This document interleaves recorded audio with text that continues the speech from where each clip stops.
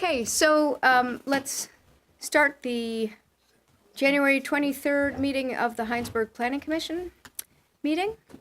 And first agenda item is agenda changes. Does anyone have agenda changes? I take that. Include questions? Or Is it about something that's on no? So we go in other business? probably other Probably, business? okay. Yeah, let's do that.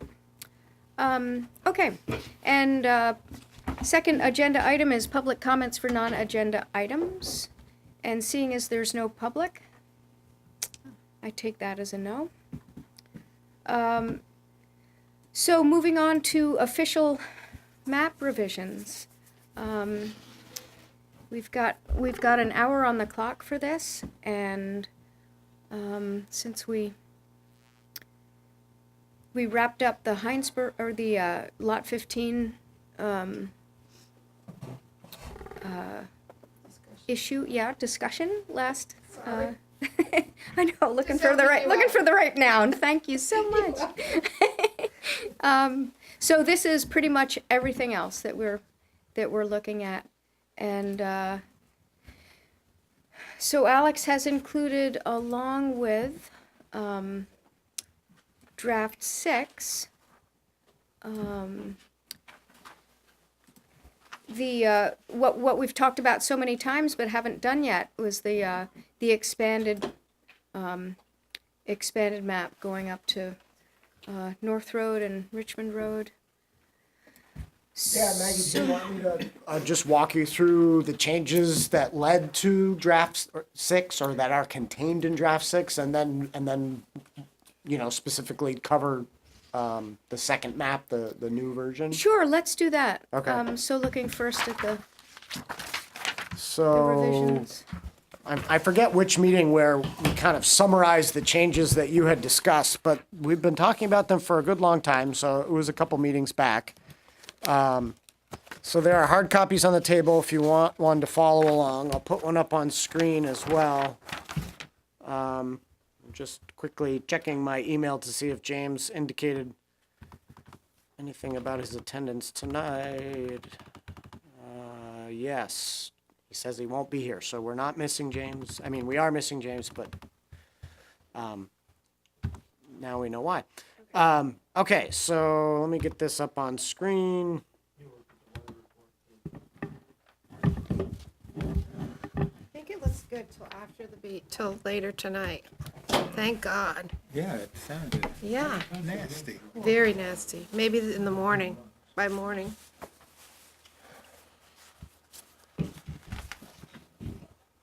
Okay, so we started the public input process with draft 5. That's what's still on the website and was distributed in October. Remember, we said we were going to take public feedback in October and November, try to wrap things up in December. Well, we got off that because there was all this interest, which is good. Right. A lot of public interest is a good thing. So in any case, through that discussion period, you indicated that you wanted a bunch of changes made. And so draft 6 does all that, or should. So if you looked at it and you see something that I've missed, let me know and I'll make a note to make further changes. But starting sort of at the north end of things, there was a suggestion to re-include this connection to Japrag's from the end of Ballard's Corner Road from the Trail Committee. So that was added back. Of course, Lenore is a heavy thinker and is sitting next to me in the office some days. And so she's also requested that, similar to showing this sort of logical trail connection from a future sidewalk along Shelburne Falls Road, she would like me to add a dotted line to connect over here as well. And I think she has I think she's walked it and they have an idea of where that would go. So with your blessing, I'd like to add that. It seems like it would be consistent with what, we show over here, just continuing that into the park. It's on our property, so it's not of great consequence from a regulatory standpoint, but from just a coherent standpoint, I think it makes sense. Physically, And she's been there, yeah. I think there were a lot of questions not a about cliff or why do we something. even have this connection because of the wetlands in here, and they've walked it to know that I think once you come in, you can take a hard left and make your way up here. Do you have to go over somebody else's property to get to that? No, it would continue to just go up Ballard's Corner Road. It would cross the Travia's property, just the way Right. it does on the current official map. Okay. The current official map shows this connection. We had taken it off because we Oh. thought that it wasn't really viable, but as it turns out, it could be. And the Trails Committee advocated for showing both connections. Okay. So that was added. The Trails Committee has also confirmed that other connection is doable Yes, just yes. physically. They've walked that Yeah, too. okay. The one thing that they said that they think will be difficult is the sidewalk connection Yeah. there. Isn't And that's that why where they'd it- like to have both shown in both directions because of the topography and the stone wall on the stone private wall, property. right. Yeah. So that's one change. Not to mention that I think it's really ledgy in through there too. Yeah, a little Past bit. the stone wall. Past the stone wall, yeah. Right. Yeah, it is. Although I think so. I think Close to the road. I think Yes, exactly. there is a little bit in there, but then quickly you're at the town property line. Right, but you'd have to get through that. I'm just thinking of the cost. So additional changes, moving down this corridor here, you wanted, so John in particular said he wanted to see some sort of indication that there's potential for road manipulations or future road changes in this initial segment that exists today. And so I shaded it with gray and reduced the buffer a bit since we know it's not going to bend and wiggle outside of its current alignment, but it could be widened. It could have some additional changes. And also you talked about wanting to have narrative descriptions of each of these road segments on this side of 116. And so the whole numbering system for the narrative key has changed. There are no longer 1, 2, 3s and one color and 1, 2, 3s and a different color and ABCs. It's all just numeric, 1 to numbers. 45 or something like that. So that's a change, but hopefully it's a little more coherent to somebody looking at the map new. To you guys, you may be wondering, well, where did community facility E go? But to somebody new, they're just going to walk down the numbers. In any case, each of these road segments has been numbered 10, 11, 12, 13, 14, 15, all the way down through on that west side with descriptions indicated in the community facilities narrative document that goes with the map. So we can talk about the narrative after. I just want to run you through the map changes. So you requested that's been done. Let's see here. What else? I'm going to move south, but still on the west side of 116. I did add both here at Ballard's Corner and also, I guess I should be doing this on here with a cursor because their public can't see the red dot. So up here at Ballard's, I indicated with letters some features that were hard to label public facilities, the library and the Hinesburg Community Resource Center. And down here, there were comments about, well, what is this supposed to be? So that's been labeled police station, fire station, and green space on lot 1. Yeah. I wanted to say future town green, but I didn't do that, so because we haven't decided. But it is green space. So that was added for just clarity. Let's see, what else do we have here for changes?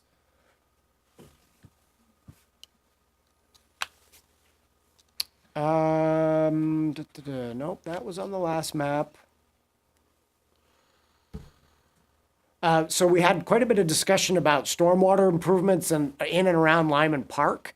And originally, the stormwater study that we had done suggested this small sliver on the southeast side of the park and some stormwater treatment along Lyman Park Road right in here behind Hart and Mead. And there was a discussion and a motion at the meeting to relocate this to this northwest corner of the park. So I did that. I did speak with the school, as you asked, to find out, is that going to pose a problem? And got feedback from a number of different Hinesburg Community School and Champlain Valley School District personnel. They all thought it was fine as long as there was enough, it didn't impact the softball outfield, which I don't think it will. There was a comment that, if there was going to be a significant stormwater facility in that corner, there might need to be a fence, to separate the outfield of the base of the softball field from that, which of course makes sense. But it does, they didn't indicate that they thought it would be a problem as long as those were dealt with. So there was no agreement that they needed from the state that said they needed that whole area for the future? So they didn't speak to that. I mentioned it in my opening email to them that I thought that this, I knew that the school had a lease, long-term lease from the town for this, and that it was part of their required green space from what I understand. They didn't comment on that, so I can only assume that even if there is, that it's met or it's, yeah. So Alex, you mentioned relocating it would be at the, what's the name of the road? See number 45? There's a trench along there with lots of water. Where's that water gonna go now?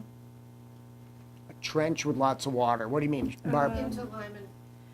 Yeah, behind the Catholic Church, there's that Oh, whole gotcha. road. So that would be Pardon me. Yeah. here, and so there's a stream that runs. You can see let me zoom in. It's a little hard to see at this scale.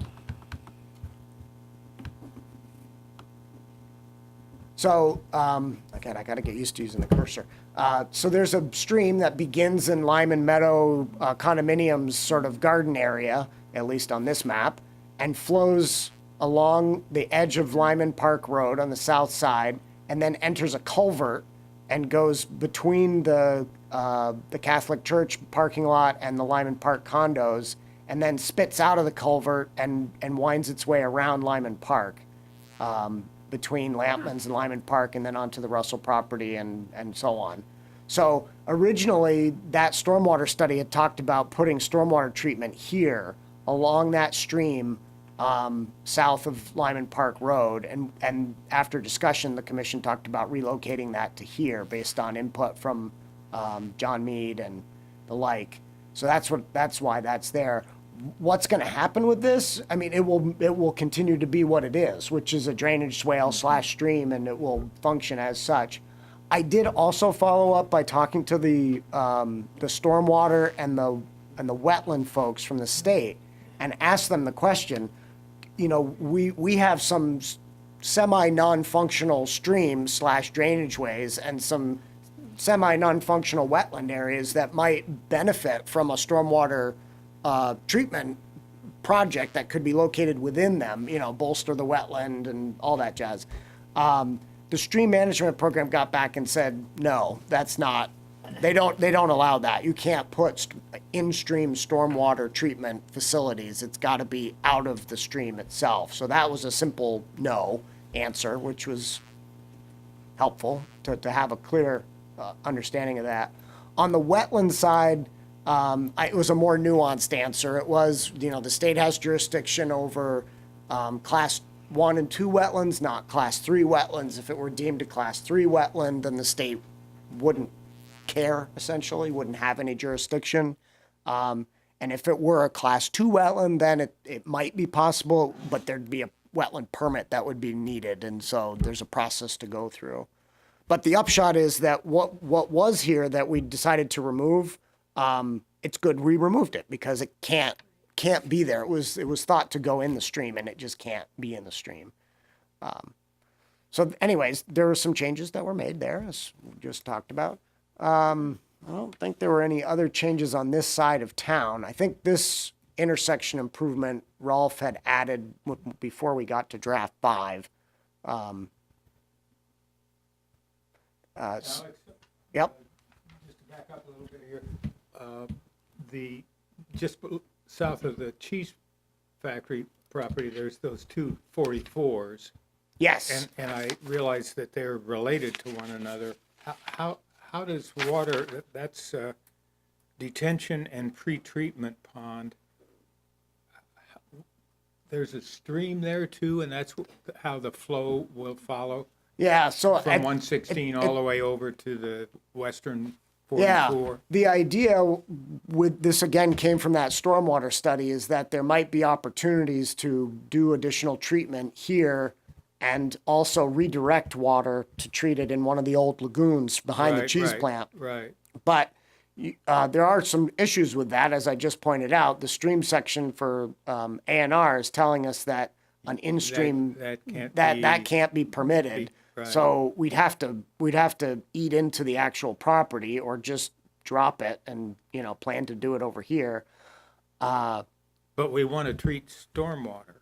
We do, and that stormwater study thought that this area presented some opportunity. It's at the tail end of that stream before it enters the La Platte. Right. So it might be an opportunity there.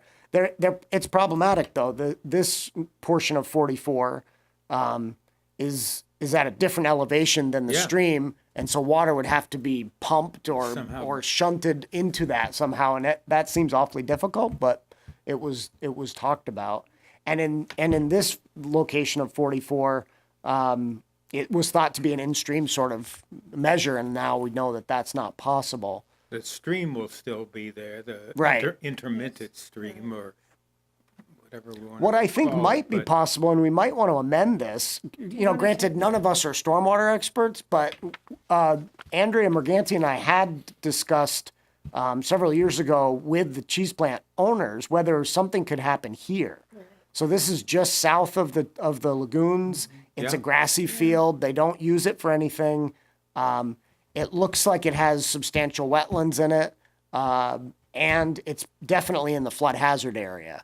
And so when Andrea, who's more adept than I am at getting state grant funds for, I think they're called ecosystem restoration grants, we thought that might be a good place to do a stormwater treatment, like divert the stream and have it run through a constructed wetland so it would have chance for things to settle out and, that sort of thing.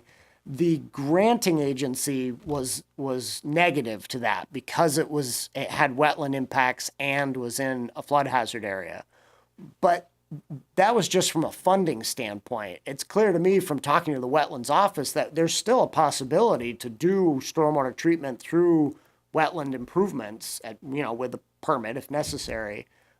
We just might not be able to get funding through that particular program that Andrea and I were talking to. Maybe we Right. could get funding from a different program or do it ourselves. But scientifically, technically, it works. It seems like it's Can be possible, made to and work. that's why Andrea and I thought it was a good idea at the time, because the wetland that does exist here is again somewhat non-functional. To actually improve that and turn it into a wetland with more function and value, while at the same time treating stormwater, seems like a good idea. I still think it's a good idea, but we were sort of turned off by the granting agency at the time. How might we respond to that here on the official So what I'm map? thinking is that it is a little confusing to have two 44s. They're on the same property, but they really accomplish different things in the stormwater. So maybe add a new number and shift this one from being an in-stream system, which we know we can't do, to something over in here, the way Andrea and I had originally envisioned but not pursued. Yeah, Yeah, me too. Okay. I was gonna suggest that you take 44 off there, because the stream is, Yeah, Could you put it in the stream if you reclassified it? no, reclassified the stream. I don't think so. The way the stream alteration person I talked to spoke about it is that it's just a no-no. If it wasn't a stream at all, that might be different, but it clearly is, Right. through here. I think one could argue that here in the Lyman Meadows backyard, it's questionable as to whether it's really a stream. But and even through the Mead property and under the culvert, I wonder. But really, once it gets through here, it has an established channel with sediment and rock, and when it crosses 116, it's carrying a decent amount of water. So I think we're kind of stuck on that one. I I wonder didn't if think the, you would want the treatment in there, though. I would think you would I too. mean, it's not like there's fish in there. Well, that may be the difference. It's possible that the reason that the stream alteration folks just have a blanket no is because there are other values of stream, including aquatic organisms.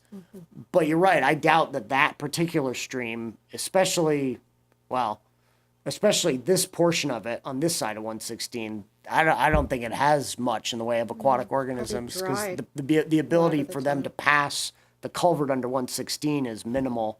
Well, You it get might, the more it- bang for the buck if you had it in there. Yeah. Well, in any case, for the official map purposes, I'll get rid of this and put it over here and renumber it and redescribe it. So those there could be salamanders and newts Right. and things like that. True, as that opposed to are fish. Living in that environment. true, Very much need the aquatic nature of it, true. but I'm still But not this convinced won't that you change couldn't that. do a If you had a stormwater sediment pond, they would love that, treatment, wouldn't they? you Yeah, know, but and still there were benefit things that those you could do species. that they But- would benefit from. I don't know, it No, doesn't make that sense to memo me. was kind of really definitive. It wasn't like, yeah, you know, generally no, but we'd look at it on a case-by-case basis of just, No. Yeah. Is it right? No. Where all the sediment's going into the real stream? What's that? Isn't the sediment coming down that drainage ditch and going into the real stream?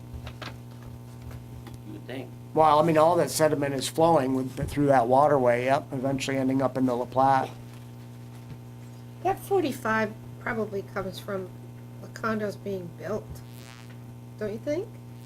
Well, it was an opportunity that the stormwater consultant saw in that corner. Interestingly, I knew this, but I didn't know the extent of it until I walked it. The school this past summer in 2018 did a bunch of drainage improvements to Lyman Park. One of the improvements they did, because you can see it, the ground got all torn up, was in that corner. And so there was regrading done there. And they also installed I think it's a curtain drain that comes around the back of the back softball backstop and discharges right where that green area that we've indicated for a future stormwater Right. facility. So there's higher ground here. Yeah. Lyman Park is lower. So I think what Yeah. they're doing is they're collecting water that is coming down that hill and Right. bringing Keeping it it out of around the the park. park instead Yeah. of flowing through the park. Right. So that was a pretty substantial improvement they made just in the last year.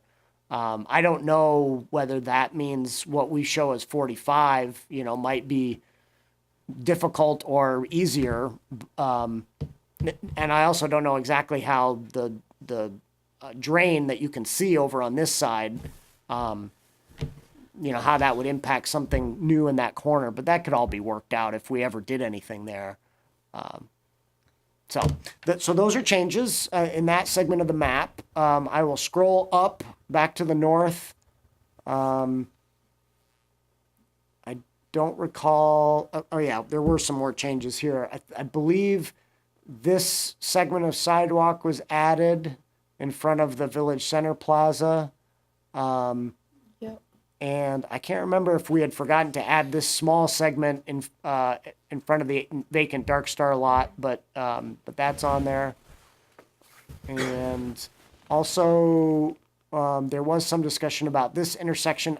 I wish I had draft 5 in front of me. I could pull it up. I forget if that was on draft 5, but just know that do you have it there, Barbara? Yeah, thanks. Okay, so that was already on draft 5. As were the two sidewalks I just mentioned. Thanks, Barbara. This will make it easier to reflect on what's new. All right, so moving right along. Before you Sorry. before you get off that area, Yep. the 3 properties where the police station, fire station, and the open space are, Yep. I don't know whether this needs to be noted, but the most recent plan for that area, E wouldn't be all open space the way it is. There would be parking behind the fire station and open space from there all the way up to Farm Mall. So Right. What what- E says is, What E says is only what it Green is space. today. Right, it's just saying- Not necessarily not- what it will be, because the impression Okay. I've gotten from at least some members of the select board is that all those plans that were thought about back when the yeah. fire station are not not set in stone. yeah, no, they aren't. So Right. it could change. Sure. Okay. question on 35? It's up. Mechanicsville Road. Oh, yes. Right. This was the Yeah. this was that small sort of respite tiny, spot. Yeah. Right. So we talked about It's a this, dot we on looked your at both screen. sides of the road. I'm trying to jog my memory here. Did we decide to put it on the west side of the road or the east side of the road? Because we did decide to show sidewalk on the east side of the road as well. Yes, And that shows up on it. that was a change from draft 5. I think Andrea had suggested adding sidewalk on the east side, and so that's been added. And I don't recall, my thought with this when I was making these revisions, Joe, was, did they want that one removed? It was so small and hard to see. It's the walker's respite. Or a bench. It's a Last bench time. with some trees planted around it so it could have some We looked shade. at it, we looked at it, we walked it, Yeah. and it's a really steep drop off and. I think we It is, decided but it's, east but not side. knowing what's gonna happen in that property, I kind of hate to take it off, Right. because maybe, you know, the elevation issues will be dealt with, who knows, if it's ever, if it's ever developed. I mean, that sidewalk I think it exists will be. today. That's the bird in Right, hand. sidewalk's Whereas already Right. if you flip that community facility to the other side of the road, you're sort of saying, we want a walker's respite, but we don't, you know, we want it there when a future sidewalk goes in, if it ever does. All right, I mean, I don't have a problem with it there, it's not the most pleasant place, but, you know. And I bet sooner than later, something will come along with that property. Yeah, it's owned Some- by eventually, yeah. The people that Jim have- Donovan and Patty O'Donnell, and their Jim is a landscape Right. architect and a planner, so I know they have some ideas I'm for it. sure I bet they have some thoughts. Once it's there, we can move Right. it around. Yeah, Right. yeah, we can work with The them. concept is there, that's a nice anchor. Can I ask just for my own education question? Yes. So if you go up a little bit, just north on Mechanicsville, why does the village growth area suddenly just drop off right there where it's white? Right. Like, I mean, what Right was here? the decision point? I don't, I'm just curious as to how and why. Yeah, it just seems kind of, It has to do There with was wanting obviously to a thoughtful follow reason. property lines Yeah. so that each landowner would have their property hopefully all in one district and not split. And there is a property line there that, Yeah. that changes. It's also a recognition that this area, especially in this portion of it, is exceedingly wet. yeah. Right, and it's kind and- of like a gully. isn't Yeah, it? it's yeah. not, there's not a whole lot of development potential except maybe up here on the higher side of it. Okay. Now, granted, this is all exceedingly wet too, and that's in, but, you know, we wanted to have a reasonable, contiguous line, but you're right, it makes it look I like was there's a just little bite out curious, of it. yeah. That's why, it's trying to follow a landowner property line and a recognition of the wetness. And can I ask one more question? So up on Richmond Road, right north of the town cemetery, see that other little public use? Looks kind of like a Beige? peanut, I guess, whatever that is. What is that? When I look at Google Maps, it's just a plot of grass land. I mean, what? So that's that relatively town recent in owned the or- last 8 or 9 years. The Karens who did a subdivision here. So Yeah. these 4 lots. This was all owned by Karen. There was one house on it. Yeah. They did a 4-lot subdivision. They created 2 new building lots in the back, Yeah, and they donated this lot to the town. yeah. There was some interest expressed on the part of the town for the potential to do stormwater treatment there, to collect runoff coming down Richmond Road and getting it into that property before it hit that stream. Okay. And that was the principal idea behind it. I think Karen also did the subdivision as a planned unit development, and they needed to designate some open space, and so that's where the conversation started. Yeah, I only asked because I didn't know if you want, if that was like a park or a green, if we wanted a trail from the cemetery up to that, but No, if don't- anything, it's we not should that crazy. It put doesn't look a like it's that green big blob on anywhere. it and call it a future stormwater facility, Yeah. because that's really That would what be it was, clear. what it was acquired for. Okay. But there's no specific plan for a facility there. It's just that was the idea when it was given to the town. And that's probably all it's good for too, because it's another kind of like ravine, isn't it? No, I don't think it's that steep. It's covered in poison parsnip.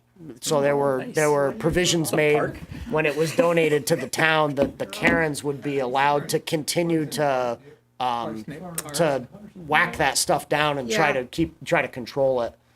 I still think it's kind of a gully in there. Well, it must be a little bit once you Yeah, get to the with the stream, but water. I don't think it's exceedingly steep throughout that whole parcel.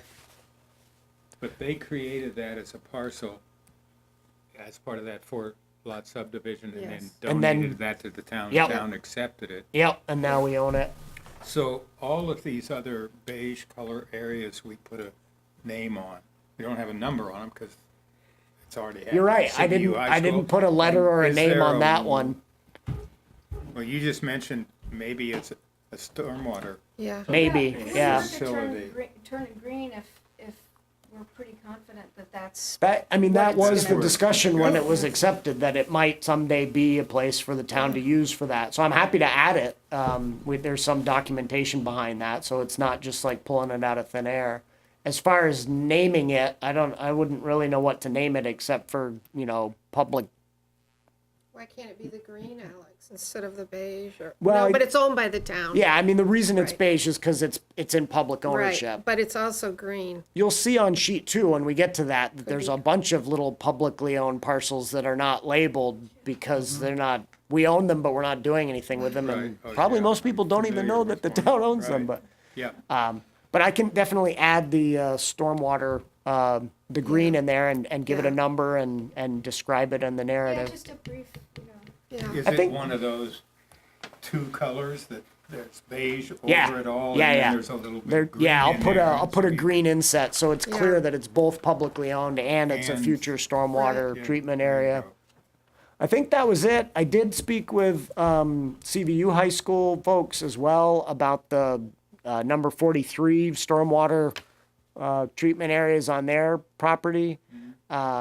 And I confirmed that they haven't done anything in those locations. They've been doing a lot of work with Lewis Creek Association as a part of Lewis Creek Association's Ahead of the Storm program on the CVU campus, but they haven't done anything in those locations. They have done things in other locations. And I heard from 2 officials with CVU, the person I had hoped to hear from as to whether this would pose a problem for them didn't respond. So I'm just going to assume, since he responded to the Hinesburg Community School question, that this is all fine. These are very small delineations of areas that are sort of, one is near one of the upper parking lots and the other one is right close to the CVU Road sidewalk where water sort of collects and then comes across the road. So I don't think that if the town wanted to work with them on doing stormwater treatment improvements there, that it would get in the way of anything they have today. And that was my purpose of contacting them, was to let them know that we had placed it on the map and wondered if there was any issues there. So I don't think there are. Would it be appropriate to place the facilities they've already created? And Well, that would make done? I sense. mean, in terms of, We've done their biggest one, which is their very large stormwater pond. That's the dot right there. Existing stormwater treatment areas are these black dots. But yeah, I could get back in touch with them and say, hey, we're sort of giving some recognition to these areas that have been improved for that. If they've got some other areas on the site, I can indicate them.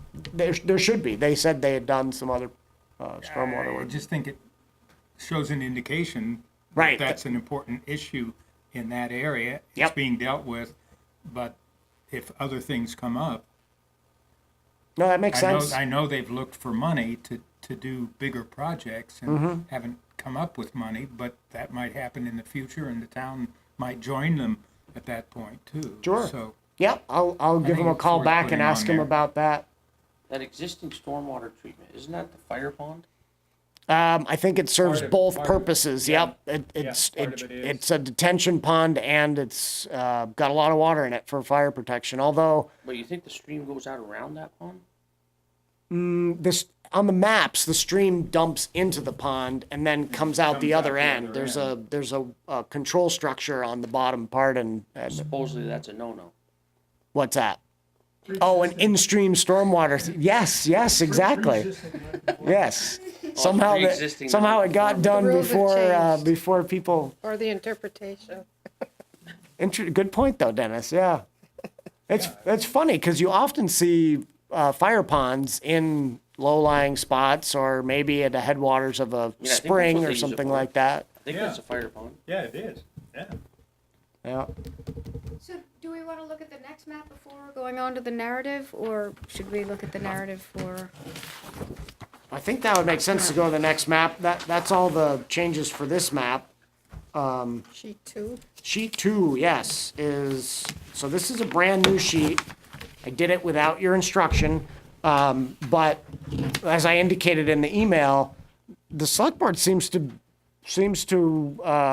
be really wanting to move on this Richmond Road sidewalk. They don't know how they're gonna do I was it. gonna say, and they don't- where's the money coming Yeah, from? they don't know how that's gonna happen, and they're talking about whether it could be done in pieces. huge- They're talking about whether there are alternatives to a sidewalk, whether some sort of trail system that would be less expensive could work, whether the 8-foot shared path that the plan, called for could be reduced. So they want to think through all those options, and they understand the cost issue is huge, but they're getting a lot of pressure from the folks who live in the neighborhood who feel like it's not a nicety, it's a safety issue, and they don't want to see anybody killed, walking up and down that road. So in any case, I thought, given the seriousness that they're giving it, then rather than having sheet 1 simply say, oh, there's a road going up Richmond Road, but we're not going to show it to you, or a sidewalk, we would include it on this second sheet. It also gives us the opportunity to address this concept of doing a community facility closer to this highest density, residential density area in town. And the select board did authorize or instruct me to apply for a regional planning commission, Chittenden County Regional Planning Commission grant to study the Richmond Road, North Road, Texas Hill Road intersection and see about ways to consolidate that into a four-way or a small roundabout and potentially free up the extra space where there's that curve in Richmond Road as a public park of some sort, a small one. When I first thought about that years ago, and I think it was when we had that first public meeting about the sidewalk, I mean, one of the things that prompted me, one is that the traffic, it would slow the traffic coming south on Richmond Road, to just slow that down. But also, it's the kids on North Road who are on their skateboards on the North Road, which is not safe at all. And it seemed like having a little skate park there would be a nice alternative. Although I'm not sure folks on Hillview Terrace would be crazy about the noise, but and it was also pointed out when I first brought it up that trucks do park there, Yep, and cars. yeah, but When they can't like make that's it. when the Vermont Electric Co-op trucks, their little staging area. When the It's power's also a out. transit stop right now. Green Mountain Transit is Yeah. doing sort of an experimental Well, on the run. on the other side, but yeah. Yep. Yeah. Well, in any case, I don't know that you want this extra sheet at all. That's a question for you. If you do, I don't know that you want to show a future community facility at that intersection the way, because we're only just going to start studying it in July. But if you do, that's the way it's been drafted, with a number and an entry in the narrative.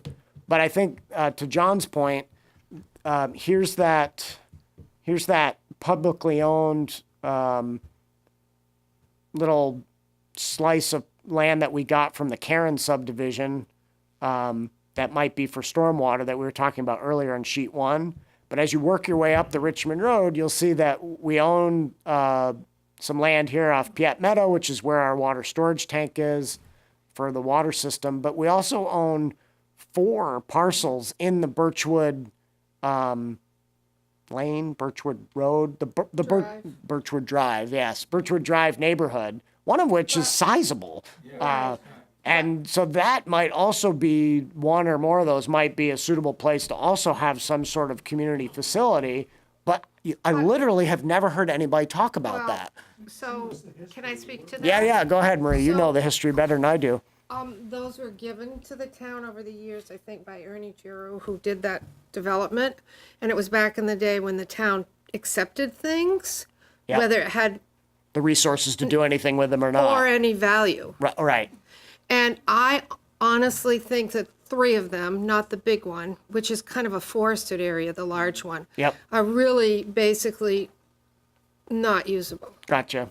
So these 3 up here. Yes, those you don't 3, think are, I those are just don't slivers that think don't have a so. lot of use? Honestly, I really don't think that the pointed, the triangular shaped one where the towards Lake Sunset is steep, and I've gone over that many times with because of the the fire department owns the one beside it, and they had ideas of that, but I really would be shocked if you could do anything on any of those. But the forested one, Yeah, this I one don't- I'm this not one as is familiar with- large, and just so that you can get a sense of it, if you're curious, I can bring it up on the Mm-hmm. GIS system. I know children play in there that live in that development, I've heard that. But, so I don't know what to say about that one. But the other 3, honestly, I think if it were today, the town may not have accepted it. Some- I don't, who's gonna buy it? I mean, I just don't A, think a they're, neighbor I bet the might. neighbor would. A neighbor yeah, might. that, Yeah. for sure. Just for- to stop the town yeah. from putting a dog park in or True, something. yeah, right. Probably, that's maybe an area where a dog park could be used, because it's pretty dense.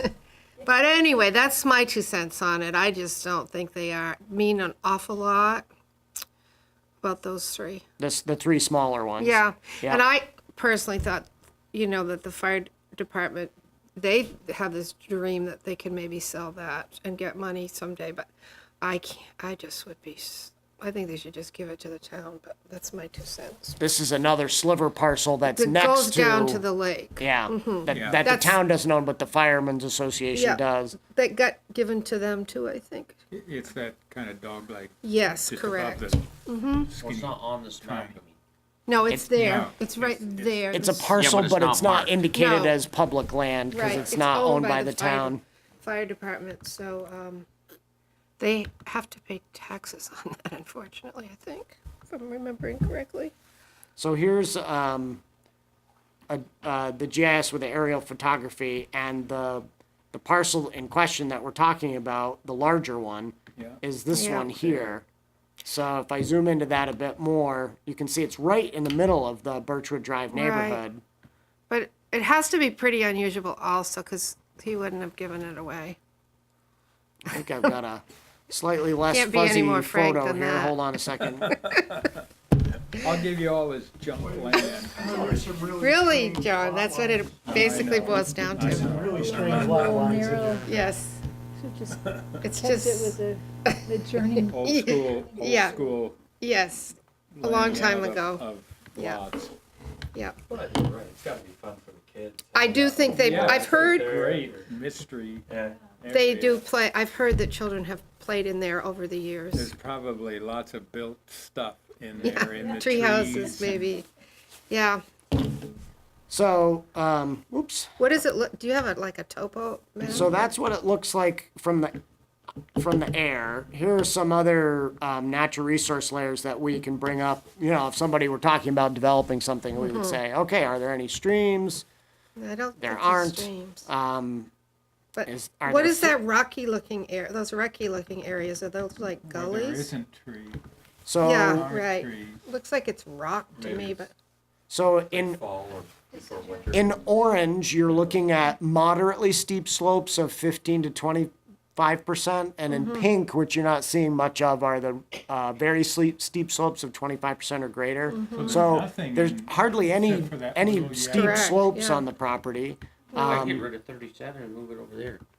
Here's the wetland layer. oh, there you go. So there are some Some mapped wetlands. wetlands in this parcel, What's 37? Oh, I see, yeah. and Oh, 37's the corner 37's here. intersection, yeah. Right there. It's still quite a big area, though.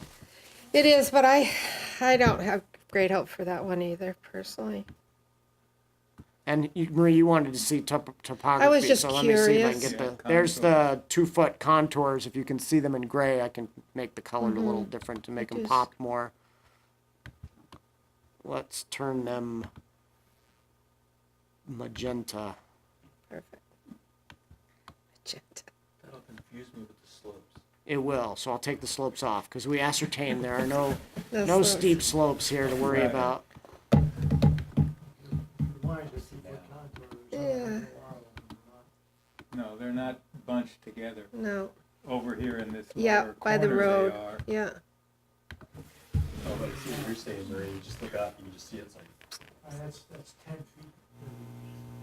Yeah, So Those I'll- are 2 foot or 10 foot? 2 foot, contours? these are 2 foot contours. Okay, So although there are some wetland constraints, there is, this portion of the parcel is 180 feet wide. This area in here. yeah. And that's unconstrained. It's sizable. If I were to zoom out, for sure. you will see that it is quite a bit more sizable than the little sort of intersection park that Oh, yeah. that we're talking about maybe doing here. There's a lot more space to work in I here. don't want a park like that right next to the road anyways. No, It that's- seemed kind of Right, dangerous that's to what I me. was thinking. But see, the curved part of Richmond Road Go would be road, eliminated. It would right, be a, it wouldn't- it would be a four-way Four-way. stop. Be a stop. So it would be, cars would be slowing, Just think how not. much sidewalk you'd save if you went to the other one. But Oh, the- instead of running the sidewalk all the way out to here, Yeah. have it end somewhere like at the second Birchwood Drive entrance, and And then in. that's not a bad idea, Dennis. But yeah, you're right, Dennis. There's the area we were just looking at is much larger than than even if we reclaim this portion of road, it's yeah, it's it's still still just a tiny triangle. Yeah, it's small, it's good to And it park. doesn't have existing trees, so it wouldn't be shaded in the summertime, and whereas that other location has the benefit of that. Well, the other location is already. Ooh, you I'd wanna like to go walk in see those it. Right. woods? So maybe that isn't part, doesn't need to be part of the discussion now about putting it on the town map since it's already. Yeah, I think Town-owned that property? that's a good point, Maggie. From a regulatory standpoint, using the official map for a regulatory purpose, it's not critical that that this area show a future community facility because we own it and we're not going to stop. We don't have to worry about stopping development to accommodate it because we can accommodate it. With that said, Well, it seems like a logical location, but we have not talked to the neighbors. We haven't done any of that. But that's true of this little Richmond Road intersection park. We haven't talked to anybody about that either. We've got a lot of comments about We have, that area yeah. between park and parking for, problems on Texas Hill, et cetera, so it came to us. True, and there is an active project that the select board has authorized us to look into that, even if it doesn't result in a playground area, but it results in a clearer park and ride and a public transit stop, and a safer intersection. Those are all positive things that might warrant it being shown as a community facility. So those other 3 spots, you might be able to put the money toward a park. I think that's a good idea, Dennis. why not? As much as the former town assessor thinks that they're not worth a whole lot, maybe the neighbors would be No, but willing the to neighbor pay a next little to it, I bit bet for it. thinks it's worth Yeah, something. but, no, Video. I'm sorry, something was flying in front of me. They would sell for not a lot of money would be my suggestion. Well, the idea behind doing this work is that you want to have the conversation. So you've had a lot of conversation about one particular community facility on this map, right? Lot 15 engendered much. If you placed this town-owned parcel on the map as a future community facility, and then we advertise your public hearing whenever that's going to be, and I send notices to that whole neighborhood saying, hey, the planning commission thinks this is a good place or potentially a good place for a community park, you might get some more feedback, reaction. Maybe the bunch of people come in and say, you're out of your mind, or that's a great idea. We've been waiting for the town to, come say it. I think we should personally know more about it before we put it on. Yeah, I think we really don't know very much at all. you're right. We And don't. it like you said, it belongs to the town. Right. It's not, we don't have to worry about some development. Yeah, there's no risk of, yeah. Right, there's just no risk involved in it. Hang on to it, consider it, Right. continue to look into it. Right. I like that. it might be Walking the nice- area might be a good thing to do. Yeah, I agree. Not now, but Yeah, in the spring or summer when you Some, can a see it. summer road trip, I mean, I think that would be a great, along with, you know, stormwater facilities, I think would be another nice road trip. Is there a road going into that? Is that what? It's like it's just a Yeah, there is. Little not an easement. Dirt drive. Must So be. what it is I'll take these contours off. Sliver. Can't be very wide, can So it, Alex? these lots that front on Richmond Road, the ones here, they don't Yes. have driveways off the Richmond Road, see? Their access is via this shared drive that comes in and that provides access to these 3 lots. So that's a road. Oh, it is. How wide is that? looks like it also provides access to that first Yeah, lot I think you're on- right, John. I think it's there. really Yeah. these Like it 4 comes lots up. all utilize that access, which be- apparently is on the town's property. I don't know if the tax map is accurate in that regard, but Yeah, it may not be. But in any case, yes, there is a road there, and yes, at least according to the tax map, this parcel has access to the road at that location. Has And then rather over large there. amount of frontage here, Yeah. and then What up also north? has. Well, I guess it doesn't No, it have doesn't anything there. up there. There are some wild parcel I don't remember ever configurations driving in a- there. There are, Yes. the one down here in the corner, Yeah. That in was. this lower left-hand corner, it's got this leg that goes back Yeah. to But that was 50 That's plus just years ago, John. crazy. When Oh, that was, oh, I you know. And Well, then and I- there's one that is an area around another lot. Yes. I think it was just prior to the town's adopting subdivision regulations. I Yes. think the Giroux, Ernie Giroux, said, "I've got this plan, that and I'm coming. gonna plat it before Yeah.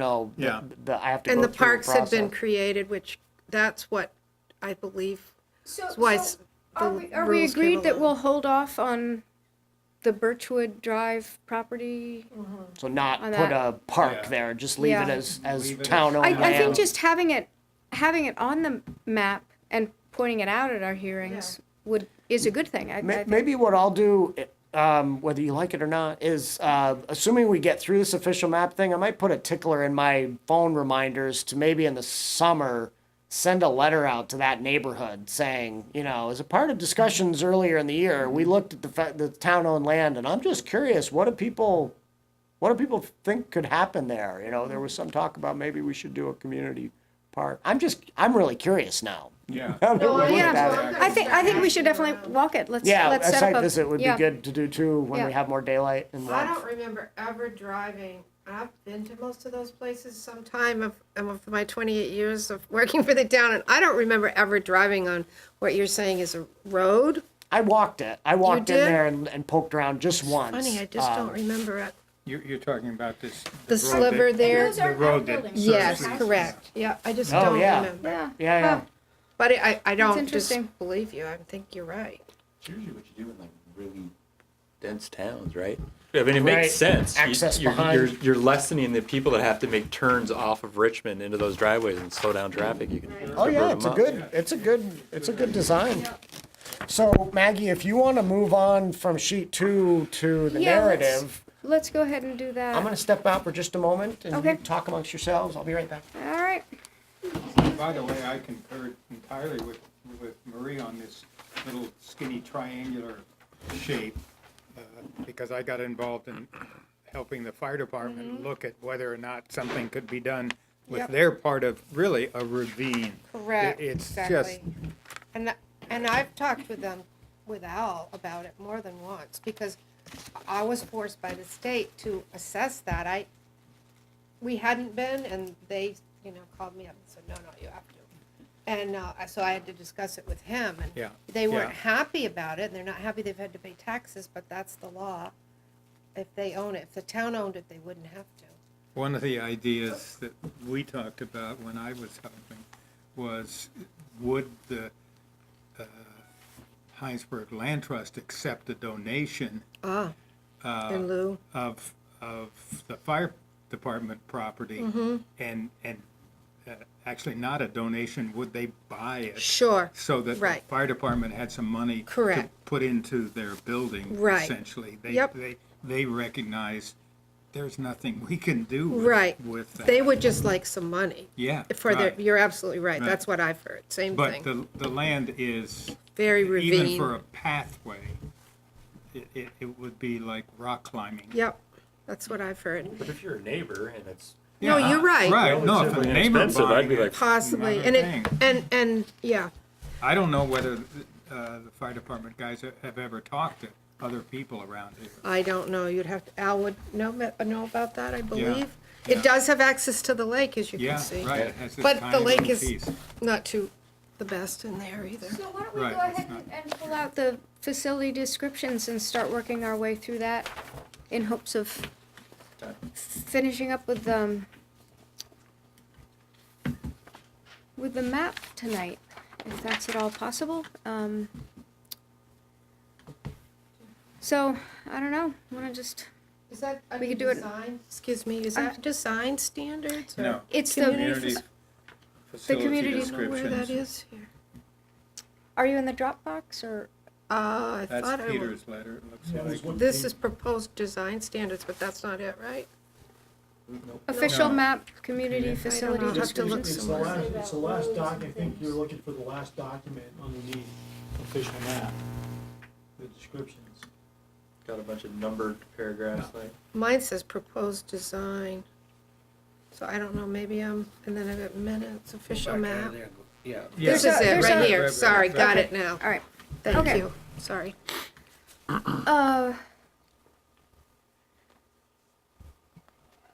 So some of these are new and improved, and some are what we've been reading all along, the CVU Road turn lanes.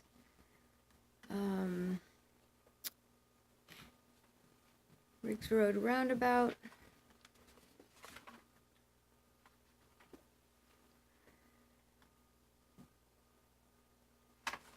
Any comments on those? Actually, when Alex gets back, it would be helpful to have the map up.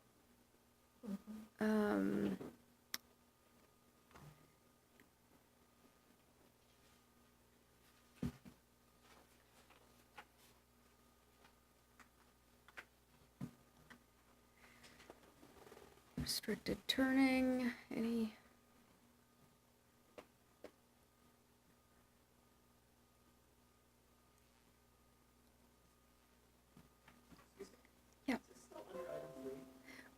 Yes, let me, yeah, so, this goes along with draft 6. Yeah.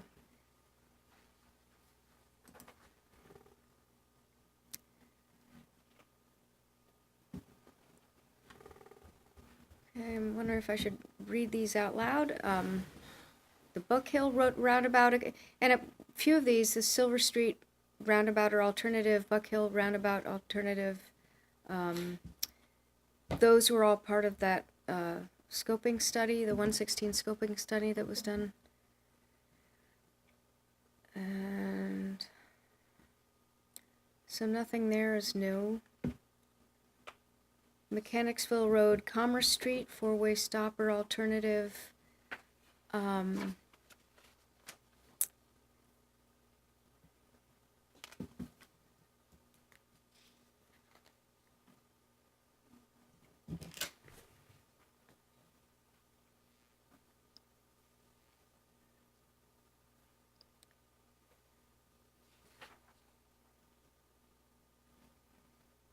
So those, and down to the Richmond Road, North Road that we were just talking about. where is 8 and 9? The They're not numbers are just on reserved, right? there. Yeah, they're Oh, not. just told us Yeah. Numbers are not necessarily identified on the map. Right. Okay. Yeah. Yeah. So that's intersection improvement. So then future roads and road improvements. Haystack Road extension. I wonder, Jeff, if there's a way to pull up on. I don't know how to use this magic laptop.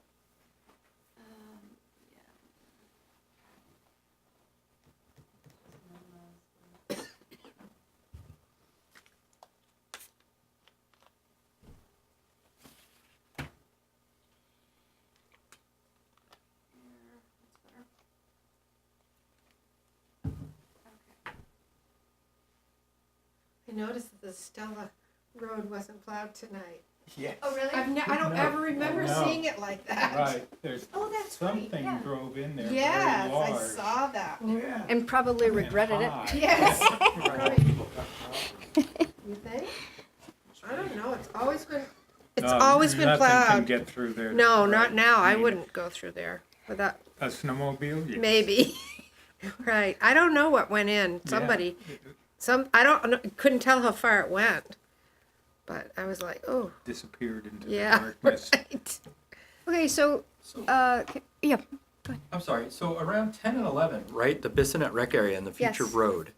So if you go in there today, there's a dirt road, right, that leads to a parking area, and I don't think it follows this, does it? It sort of comes down and then follows where that trail is, if I am remembering correctly. Yes. Yeah. right. So- yeah, It's not- more that. Is that a temporary road? Like, do we need to identify that on here? Yeah. or- Yes, that I not- My think understanding so. it was temporarily. I mean, it makes sense for construction stuff, but. Right. I think it's temporary. For now, it's the way to get to the rec fields. Yeah. For now.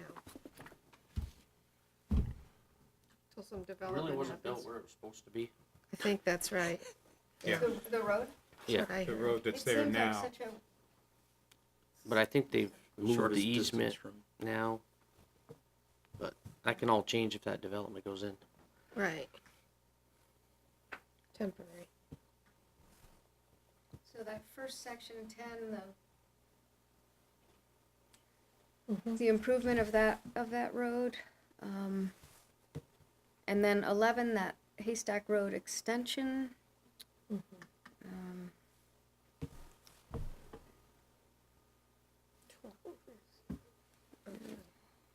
Recreation Road. Right, 12 and 13, and that was a mown, wasn't that mown this summer? Which one? 12 and 13 leading to the rec areas. Yeah. I thought someone had mown Well, I that. don't think it was 12, was it? It was more like the 14, the leg. Yeah, they might have mowed a path up along the stream there, I think. Patrick Maybe Brook that's Crossing Road. I'm I thinking think of. they did. Yeah, But it and went back to the field. And it goes, Yeah. it went all the way Yeah. to the field, yeah. Yeah. So it's kind of like 14 and 13 together. Which I recall people were saying that was where there was a snowmobile trail already. The Vast Trail? Through there, a It vast. could be because Trail? they were coming out. No, it's over- farther down. They come out over here by the solar panels, Right, Yep. and they cross there because I know that they were Yeah. upset when the solar panels all of a sudden appeared. They called me, but they worked something out. Mhm. So it must come. They must come They out must- right there on Stella Road, I guess.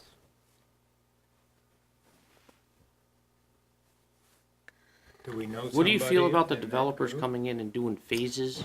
Adam So some of these roads wouldn't Burrett is go one all the who way called through, me. you know what I mean? Yeah, They would be, They may. they could, what? Say that again. They may. Some of the water allocation committee and what they're working on for how you get allocation. Are you on So- that committee? Yeah. So some of that, I mean, it hasn't been finalized. I don't know. I figure I could talk about it, but you would get points that would kind of encourage some of that stuff. You know what Even I mean? if you had phasing, make it so it goes all the way through, you mean? So if you had, let's say you did phasing, so you get points growing out from the middle of the town out, but you might get points for making that connection if you wanted to. You Because I know, think like 11, I think was gonna end. 11 was going to end. You know, if they did the first, Oh, did the phase up there? you know, past Patrick the Brook, they would do a phase right there, but it wouldn't go all the way up to Ballard's Corner. Oh. You know what I mean? It would, Yep. the road and, would and end. Right. you'd get to Right. it from the south. Oh, you're talking End of about it. Haystack. Yes. So yeah, so kind of the first phase would be where that yellow, maybe that park is south Yeah. to their edge of their line. Maybe, but I know there are. So, I don't want to take up all of our time, but basically it's like Williston. I don't know how much you know where they have a point system. So it's kind of like that. And it's, here's what we think are important. Here's what's valuable. So you have to do everything that you need and then you can make extra. I hope I got this right with the water allocation that we're talking about, but it would encourage some of that type of stuff. That it's so like infrastructure, it could be the roads, it could be some of the sidewalks, it could be other things that are important to the town that would help you get points so that you might win on a better design and get the water that somebody else might not. So that makes it sound like you're paying, but it's not. It's about design and, some of it has to do with how energy efficient are you, how it's all different, stormwater treatment.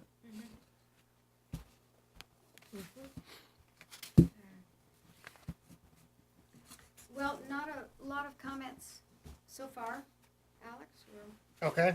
I can recapture them from the VCAM video and Kate's minutes if there was, so no worries. Everything was renumbered as I indicated before, and some new text was added, but largely it's the same text you saw in draft 5. I like the road calming language, you put around all the different segments. Right, yeah, that's all new based on what you were talking about. I just was trying to mirror what you talked about at the meetings. I mean, the only thing I didn't see there is any road sinuosity is a possibility. You want me to add that in? At least to the appropriate segments? Yeah, I guess. The longer segments have that possibility. Yeah, the ones that don't have any existing road in them, they're all future and longer. Yeah.